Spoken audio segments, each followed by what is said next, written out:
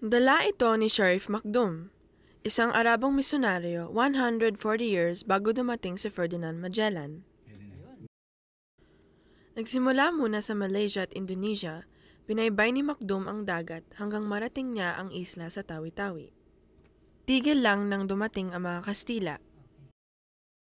Gamit ang lakas, dahas, pangaakit at panunuhol, nasakop ng mga Kastila ang mga isla ng Luzon at Visayas.